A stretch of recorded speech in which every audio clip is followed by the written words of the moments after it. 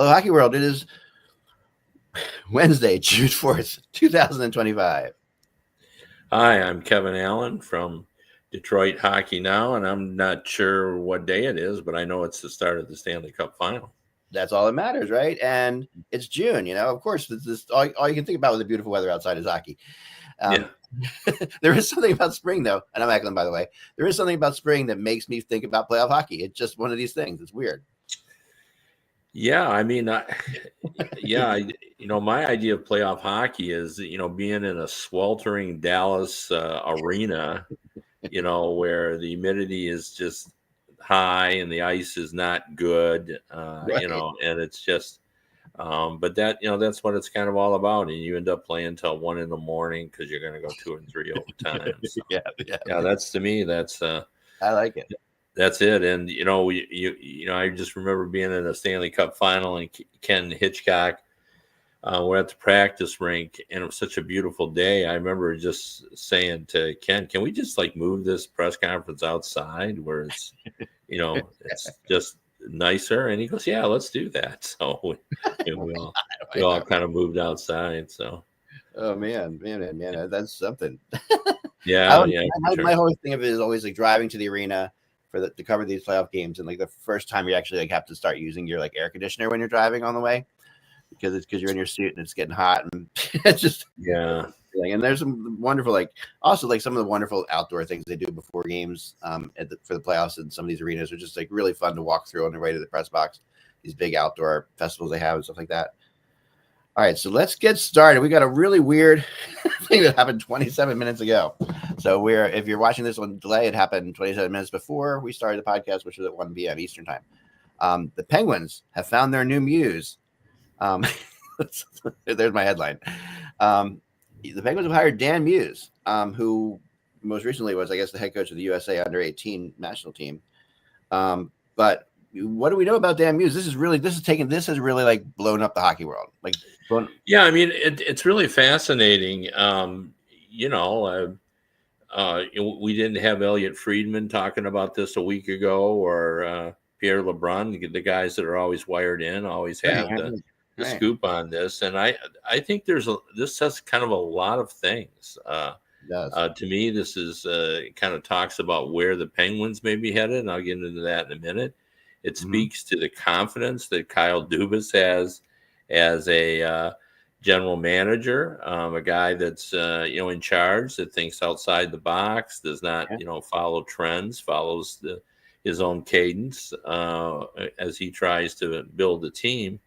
But I also think it's interesting because in our sport we criticize ourselves, the sport itself, because we tend to want to recycle coaches.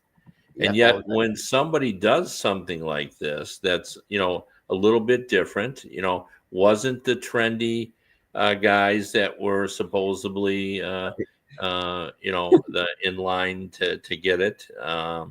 Then there's criticism of that. What are you doing? Why are you bringing in a guy that we don't know? And if you look at his resume, he's been around the block. He's paid his dues. He's United States Hockey League, Rangers assistant coach. He's been an assistant elsewhere on, as you said, national development team, and Plymouth was also one of his stops as well. So he's been there. But I'm just like everyone else. I'm wondering, what does this mean for the team? So if you're rebuilding, then you bring in a guy like him who has been there, has had to inspire younger players, has had to develop younger players at his time in the National Team Development Program, also in the United States Hockey League. Does this say, even though they've got Crosby and they've got Malkin and they've got Letang and they've got Erik Karlsson, does this mean we're going a bigger all-out rebuild, or is they still going to sort of, we're going to try to win, but we're also going to try to develop at the time? There's a lot of questions here that I'm sure will get answered at the press conference. Yeah, I mean the press conference. Yeah, it's true. It is definitely a big swing, like on something that is it could be a breaking ball, like to use the baseball now, take the ball down further, like you might be looking for fastball here, but so the first thing that crosses my mind, which is really strange that this is the first thing that crosses my mind, because this is all just happening, so I haven't had really enough time to think about it. But you've got Sidney Crosby on this team, obviously. That's the first thing that goes in your head, right? Crosby's on this team, and coaching Crosby, isn't hard. Let's just throw that out there, right? Like, Crosby is basically a coach of himself. He's shown it recently. Like, he's shown, like, when he took Celebrini under his wing in the World Junior, he's a coach. Crosby has enough. Crosby could coach this team. Do we have any question about that? Right? He could coach this team. So what happens when you have like a guy like that who's obviously going to be respectful to his coach, but also can coach the team? Does that work for you or against you? Like, how does Muse play that? Does Muse play that? Muse can play it either way. Like, Crosby's like my assistant, basically, who's on the ice. That's one way you can play it. Or you could say, like, he wants to differentiate himself from Crosby, who's really leading the team. Does it make any sense? You know what I'm saying? Yeah, I mean, it's always a difficult position when you, especially in Muse's situation where he is a coach without a claim, right? Coming into a situation where he's got one of the top 6 players who ever played the game. Yeah, and like, do you just say, Sid, what do you want to do? It's kind of difficult. He's in a bad spot. It's not going to be easy now because it's Crosby, who's a classy guy.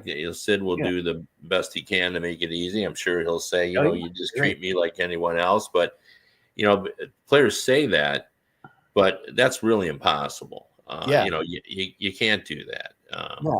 And even on normal teams, Kevin, the coach has to have a special relationship with the captain to sell his process, right? Like, even just even a regular team. Now we're talking about a Crosby team is a totally different situation. Now he's got to get Crosby to believe in him to sell this process. Yeah. And I don't think there's anything wrong with catering to your best player. I really don't. I mean, I don't either. That's just the way it works. You ask their opinion, and, I remember a story that I had heard from players about Mike Babcock coming in and saying that he really didn't care about left-handed, right-handed face-offs. Like, he just didn't. Right. He thought that was just overplayed.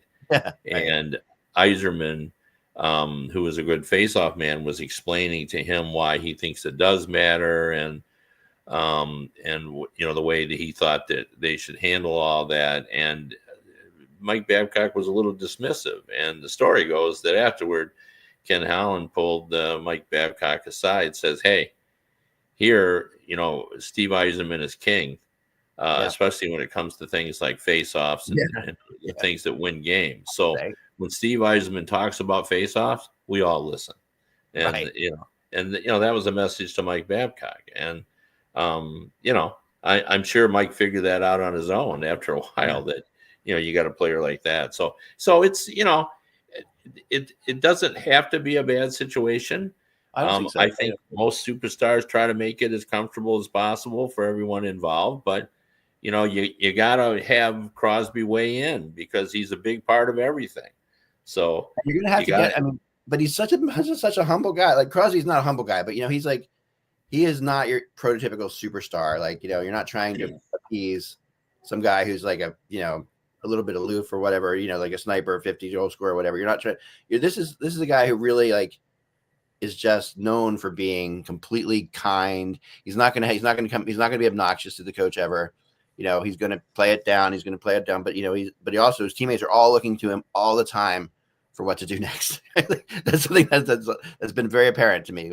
And I like the idea of hiring a younger coach in some ways, because I do believe that there's a generation gap that has been not talked about very much in hockey players. I think that there is a difference between the 25 and unders now and the 25 and overs. I think there's the way they approach hockey, the way they've been trained, the way everything about them is different. And this guy's worked with the development program, so he's dealt with that, right? He's dealt with that style. Yeah. And he's part of it. He's part of developing that style, which is really still like in development right now, in my opinion, how we're going to play hockey 20 years from now is really working is at the development program level now, right? So it all changes, right? Yeah. Yeah. And, I always remind people, Scotty Bowman was one time like Dan Muse. Nobody knew Yeah, who he was. right.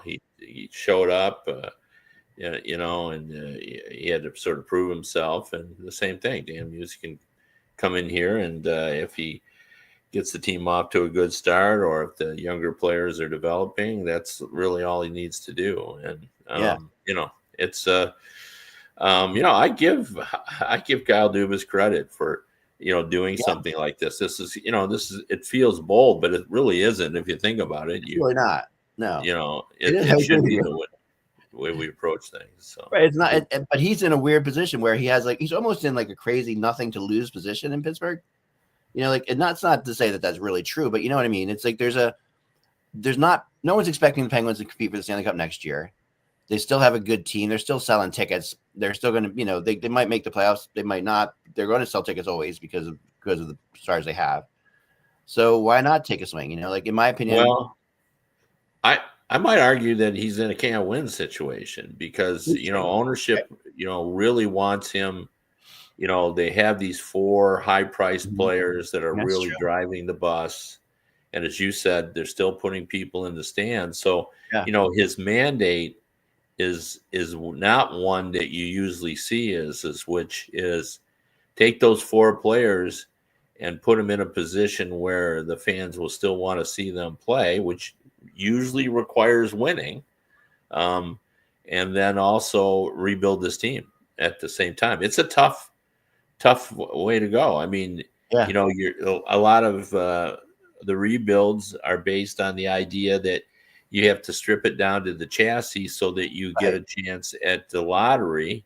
Yeah. And this has got, it's not that. It's half jalopy, half, speedster, they've got those 4 guys that are all, have been there, done that.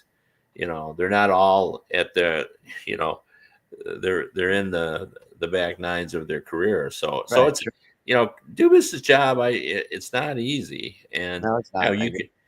You can sort of understand it, like how difficult it is by what happened between him and Mike Sullivan. Yeah, that's true.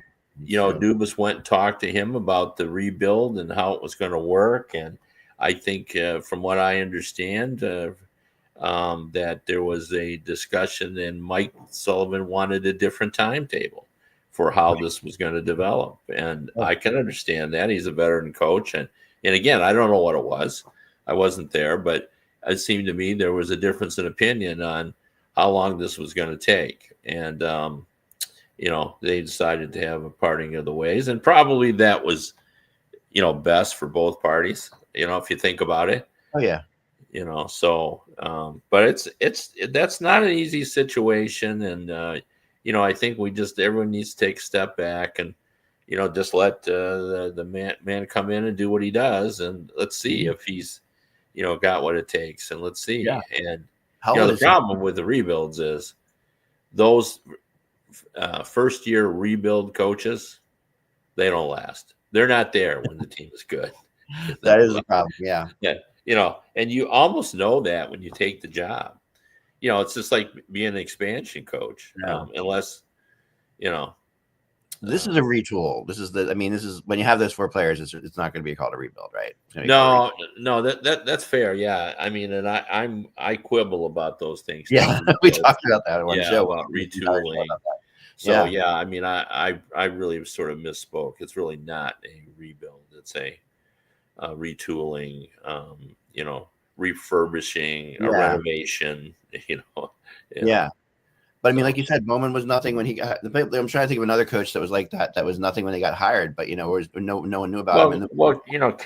Ken Hitchcock sort of moved up through the ranks too, and had been a veteran, junior coach, and then kind of came on the scene and had to prove himself and that sort of thing. I would say the Capitals' current coach, whose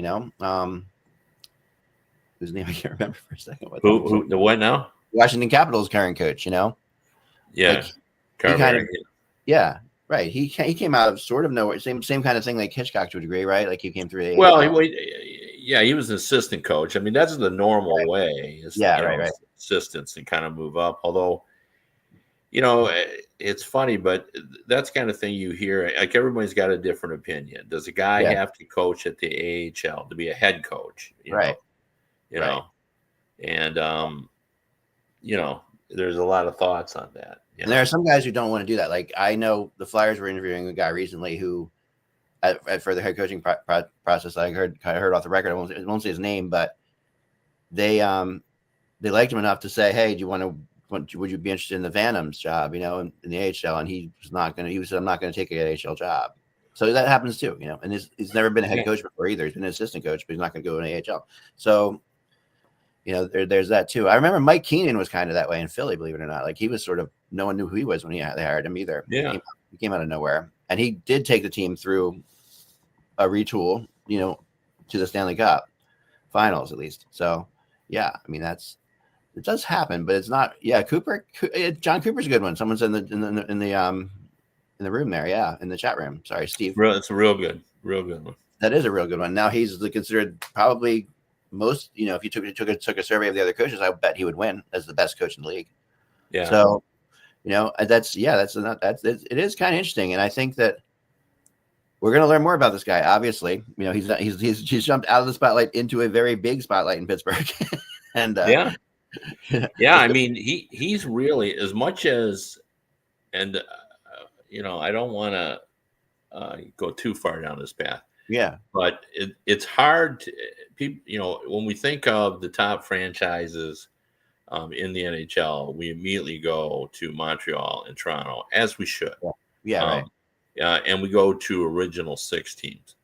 But the Penguins are, leaders in terms of prominence among fans. Like, they're the amount of attention that city pays to its team, is huge. And they're an important aspect of the NHL.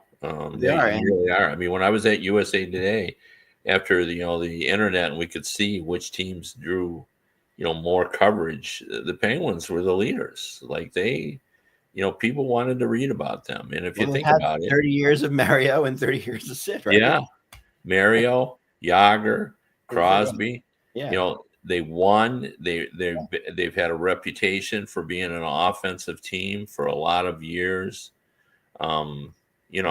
They were part of the original 12, which gives them some status as well. Right. Sure. And there's less competition in Pittsburgh for the fan base, because the Pirates have been bad for a long time, and they don't have an NBA team. So. Right. I mean, I feel a large part of that is, from a writer's perspective, from you, is you had a lot of people from Canada reading stuff about Pittsburgh all the time too. Like, that's to me, the love of Crosby and Lemieux in Canada is just, that's created a lot of people who follow the Penguins, like over the years, a generation now of kids who were like, are now like 30 or 40 years old, grew up following the Penguins because of those guys in Canada, and they were even just because of their Canadian, importance. I mean, who can get more important than Mario and, except for Wayne, Mario and Sid? They're the two of the probably the three most important Canadians that played, right? So those guys are there. Yeah. And they've had, a lot of colorful or top players that were just below that level. I mean, this is a team that had Ron Francis and brought Brian Trache in. Yeah. They had Ulf Samuelsson for a while, and Larry Murphy, a Hall of Famer. Like, they always had kind of a collection of players that were either colorful or and they were always a story. Wendell Young playing with Mario Lemieux, and there was always something about them. Marc-Andre Fleury, they made big trades. Craig Patrick was a big trader. Yeah. Bold trades. And so was Rutherford.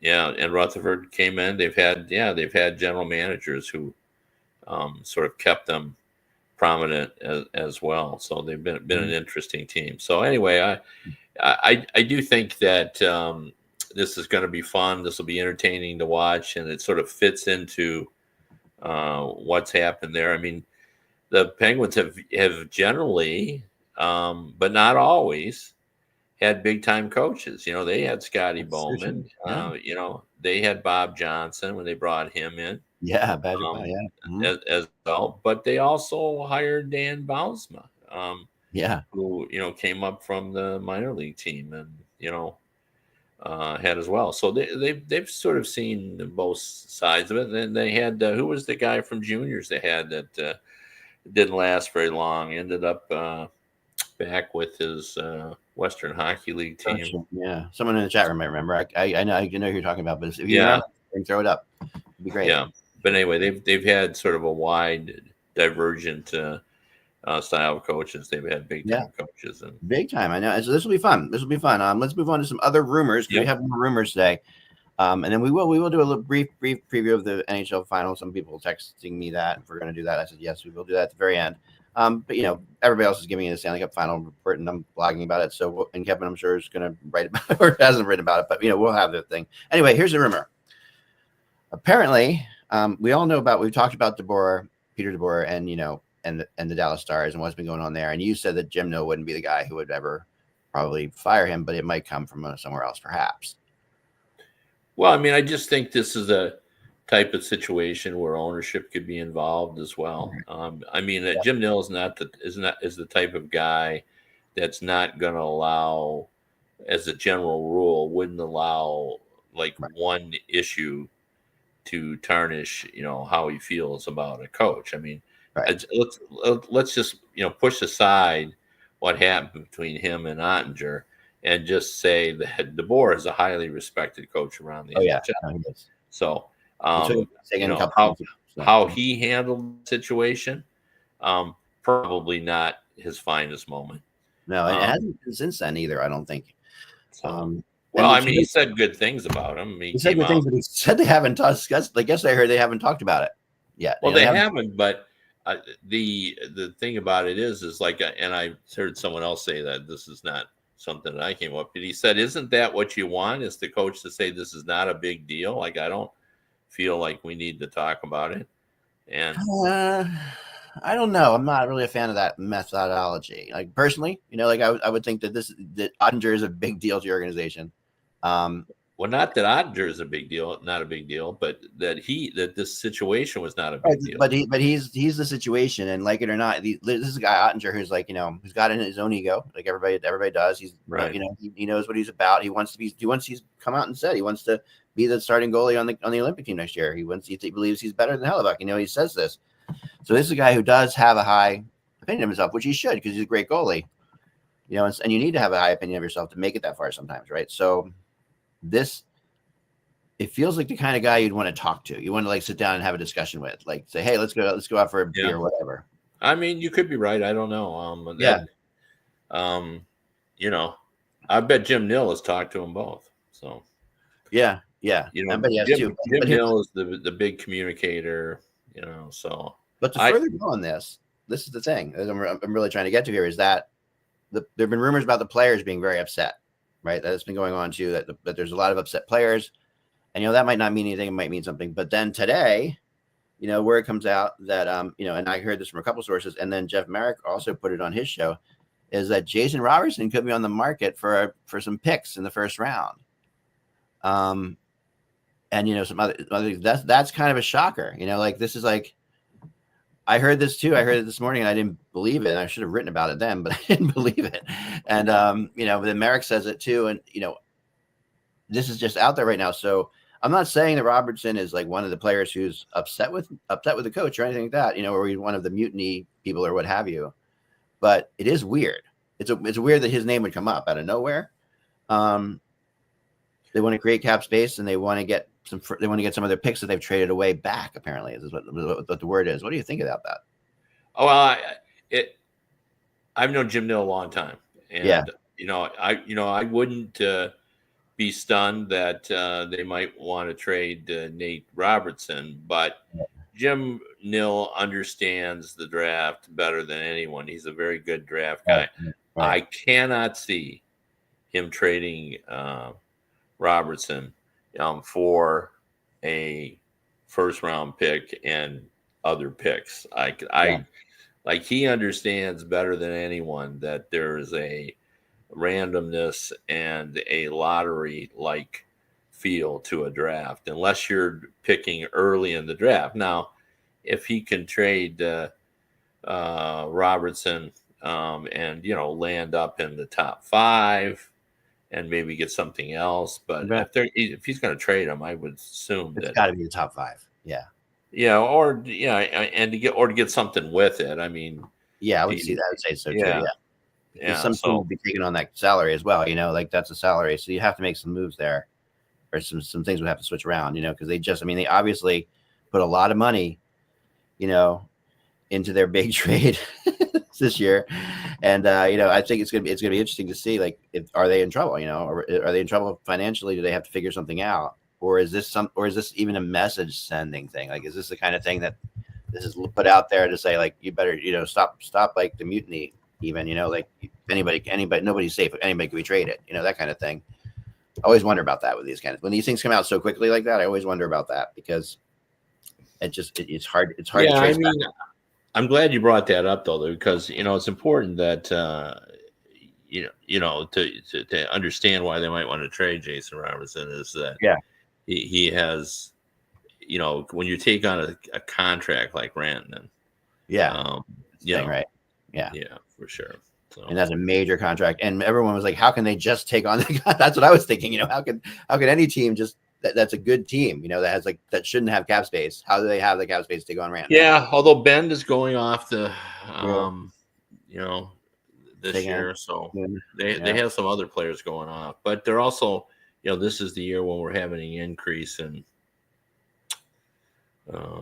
in the cap. But it'll be interesting to see. I would think Detroit Red Wings would be interested in Jason Robertson if they were. I think they would be. But they don't have they're picking at 13th, so that's not Philadelphia at 6 would be interested.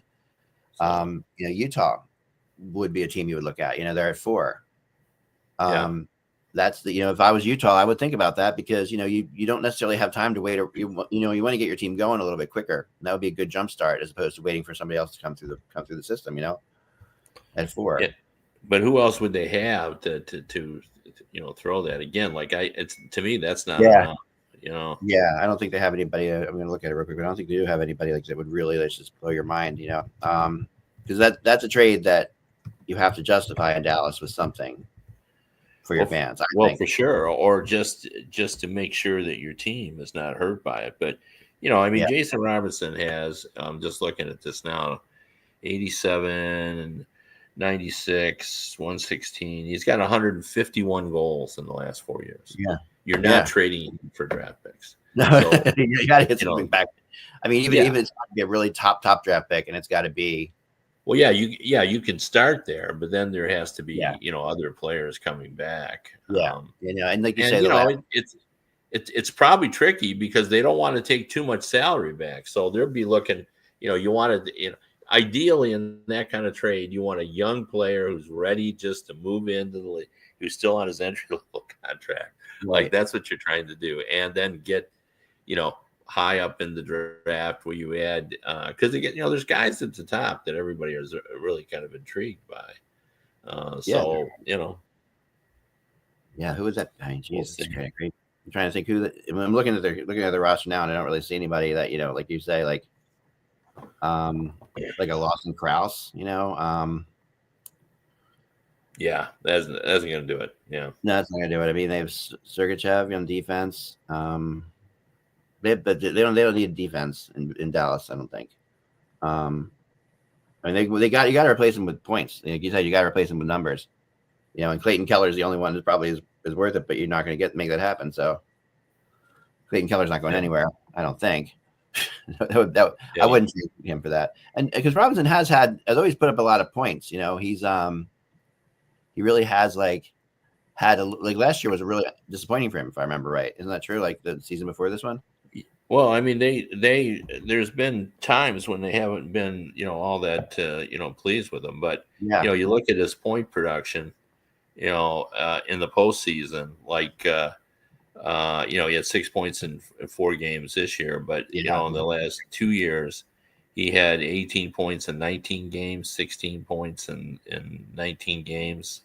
So he has 44 career playoff points in 56 games. So, yeah. That's something. Yeah, no, that's impressive. And I mean, when he's on, he's really impressive. Like he definitely has. He brings size. He brings everything.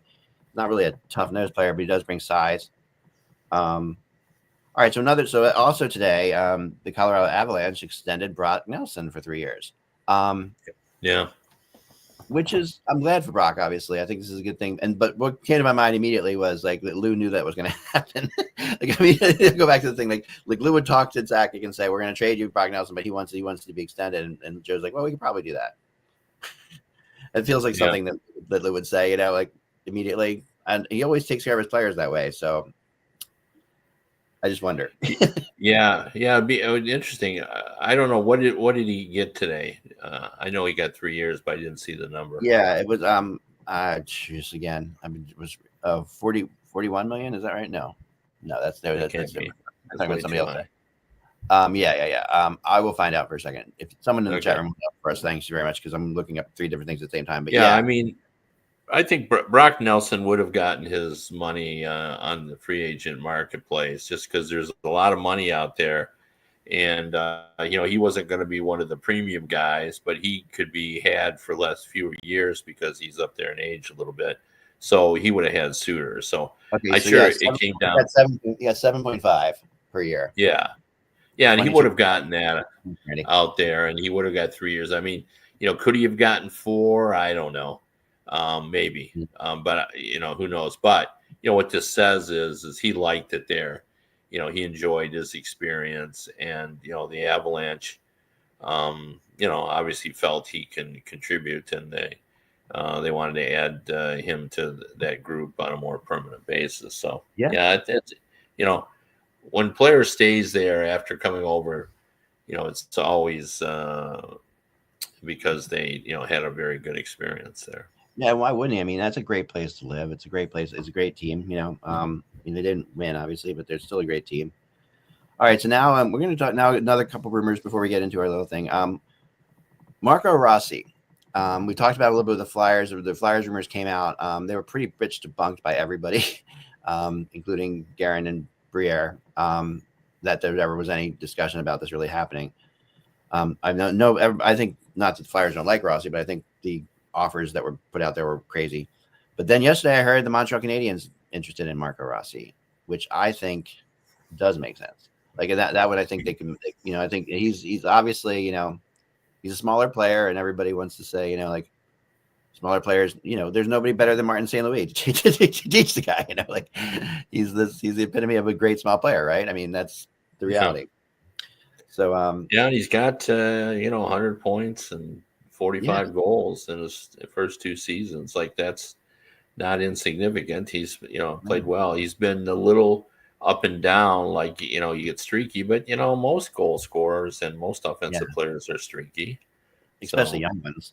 Yeah. Like, especially guys like him. I mean, I agree. Like that young players are always streaky in general. Right. So, but there is a contract issue going on with that. Like Rossi wants too much.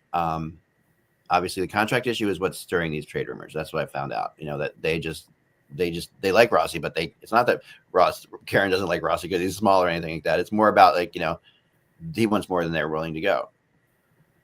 Yes. And I think that's happening. Really, that's happening around that. And I think Montreal, that's the kind of player that that would really fit in well. I mean, he's right in their time frame, I think, as far as, his rise and he's coming off his rookie contract. So he's right there.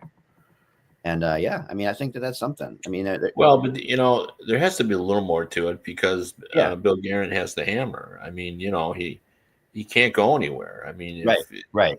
There's nowhere for him to go. So either he takes, a year deal here or, a bridge thing, or, he's going to sit, So there must be a little more to it. There has to be. There definitely has to be for sure. All right, let's get into the Stanley Cup final for a second. How I'm gonna use like a line from Passover. How is this Stanley Cup final different from last year's Stanley Cup final? Yeah. Well, it's different because this is the second time that the Oilers have been in it. In regard that, we always say in professional sports that you gotta, go through losing before you know how to win. And Correct. I think they are nothing that the Florida will do will surprise the Oilers, and they'll be prepared more so than last year for, how hard they play and, how edgy they are. I mean, I don't know that we talk as much as we should about the team that they've put together that now, where they've got Brad Marchand playing on the third line. Like that's, that's just where they're at now. And like Matthew Tkachuk plays with Sam Bennett, and then Barkov has Sam Reinhart. Boy, there's so much going on there. And even a guy, like they've got all the parts there. Their checking line is good. Like Rodriguez, comes who's like in there, like who's right. who's turned into a really solid scorer. Like at times, and he scores different kinds of. The thing is, they have players who score different kind of goals than each other. Like Rodriguez, that's something I don't think I've ever really recognized before in a team. Like a Barkov goal versus a Rodriguez goal is going to be different, right? And that's an interesting thing because that makes them so hard to defend. Like you can't play one way against them at all. Right. No, that's very true. Saying all that, then you look across the aisle and you see, Connor McDavid and Draisaitl have combined for 51 points. And this is not the era of Lemieux and Gretzky, but that's a lot of points, and these guys are such dynamic players, and and as much as we always want to say that the one thing about hockey that in the playoffs your fourth lines are so important, and the checking and the grinding and the defense, and it's all true.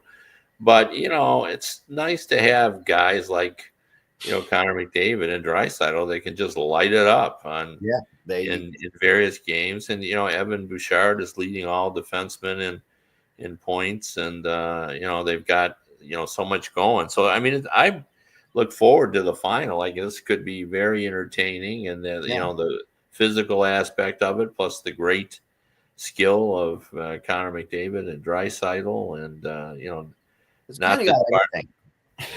It's kind of got everything. It's got Canada versus the U.S. There's that part of it. Yeah. Canada hasn't won a Stanley Cup forever, so that's a big thing. Yeah. There's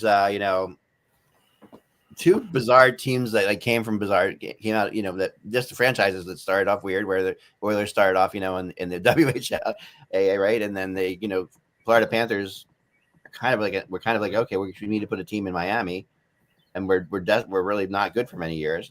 And not successful even. Now you see all this. It's just the craziness of this.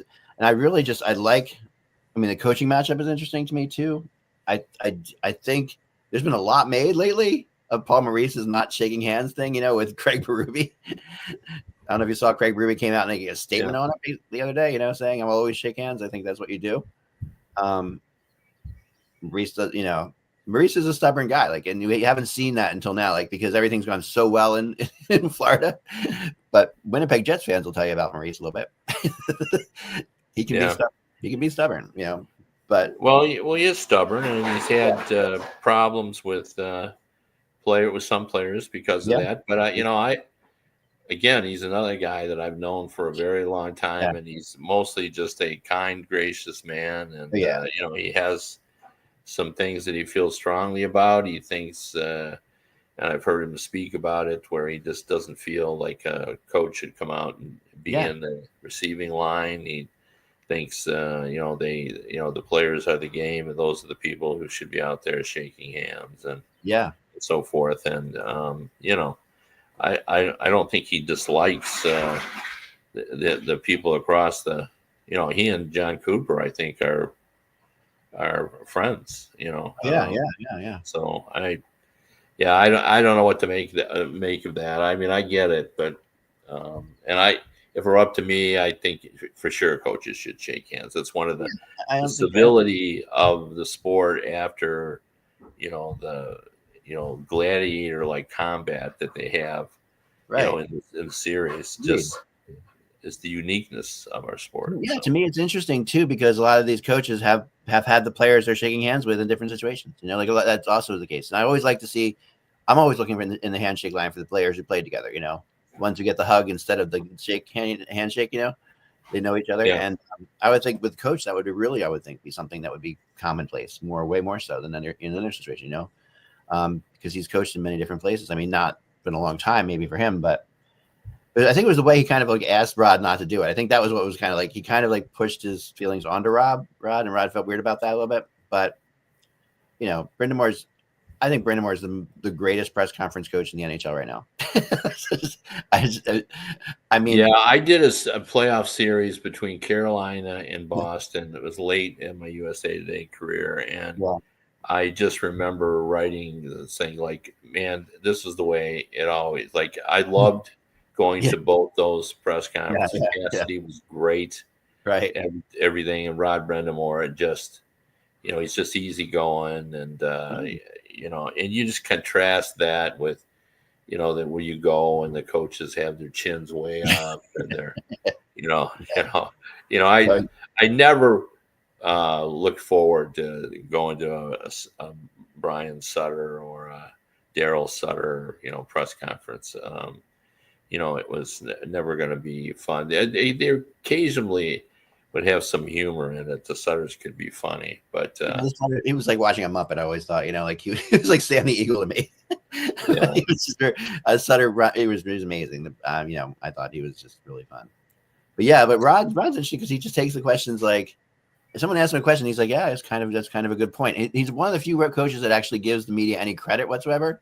Like he'll say to somebody like, yeah, it's true. It's what we got to do. We got to figure this out. And no one ever says that to the media. No one ever says, yeah, that's a good point. You're not going to get that. You don't expect that, of course. But, he actually does treat the media in a different way, and it comes off very humble, which is really kind of cool. I just like the way it comes off. Anyway, getting back to our series. What is different? What is different? So I think this Florida Panthers team and I think this Edmonton Oilers teams are both better than last year's. I think they're both better because, I think with Florida, I think that the defense, like the adding of Seth Jones and obviously Brad Marchand are just two major upgrades, and that you can't get past that, right? Yeah, I guess I hadn't thought about it, but I would agree with you on that because, and you add Marchand, who, is a proven postseason performer. Yeah. Playing a different role now, but, can still contribute. And, just the Oilers are, as I said, the experience garnered last year. And then, they're just playing at a higher level. Problem is they still have the unknown variable of Skinner. So yeah, and that is my point. Yeah, that's my thing because right now Skinner's flying on this kind of magic carpet from the last series. It was just like he was unbeatable, and it was crazy because he's he does look like a polar bear on roller skates out there, and he just unbeatable, But Dallas looks more for like pretty goals than Florida does. Florida is going to fire things from everywhere more. Florida doesn't care how they score. I think that's going to be harder on Skinner because he's going to be in a different kind of situation. Like he's going to have to be alert all the time, and he's going to have to take care of his rebounds better than he did against Carolina. I think that's the other thing. I think, and even though he was great in Carolina, his rebounds were kind of all over the place. And Florida thrives on rebound goals. They just score them all the time. That's just one of those things they do. So that to me is going to be the interesting thing to see. It does come down to Skinner, in my opinion. That's the big difference maker because Bobrovsky is going to be great. Like you said, McDavid, they're going to be great. Florida will be on top of the game. Florida is such a good team that they do lack a little bit of a killer instinct, and we saw that again. Not being able to put away a team again quickly. And last year that's what they did with Edmonton. Edmonton winning 3 in a row. So what did Edmonton? We're going to see the Edmonton Oilers. I mean, I thought that was more Florida letting down than the Oilers picking it up, in my opinion, last year. But that's just they better be careful because I think that's crucial. I just think you gotta you can't let the Oilers believe that they can win this. And you know, I remember the back-to-back situations we had with Detroit in 2008 and 9 and Pittsburgh, where the Red Wings won in 2008 and in 2009. It looked like it was going well, but they just allowed the Penguins to believe they could hang in there, and then they ended up losing that. That was a great series over that too, and I think that could happen too. I think Florida's going to win, but am I confident of that? Less so than last year. Yeah, me too. I'd say I'm less so than last year as well. Because as you said, both teams are better this year, and and it's not like Skinner couldn't just have the greatest series in the world. Absolutely. So, and if he plays he depends on a lot of things. Like there are goalies that depends on a lot of stuff. That's what he's not consistent, like we know, and when he's hot, he's hot. When he gets inside teams' heads, he seems to be really good at that. Like teams really do have a tough time getting him out of their heads sometimes. You know what I mean? I feel like that's something that Dallas ran into. Yeah, because he's so unconditional that in the way he plays, that it's like, what do you do in that situation? And Dallas tried to pass around him and make more pretty goals and stuff like that, and it didn't work at all. I still think it's interesting. Go ahead. There's some people in fans that I think just want to get this series over because they're waiting to see if either Aaron Ekblad or Sam Bennett is going to come to their team. Yeah, that's true. That's true. It's so interesting that their pending free agency really has just sort of interferes with some fans to be able to watch this without thinking about that. So, and it's because it's so soon, right? I mean, like we're talking about a couple weeks here. If this goes the distance, we're talking about maybe a week before draft. So it's like, geez, what then?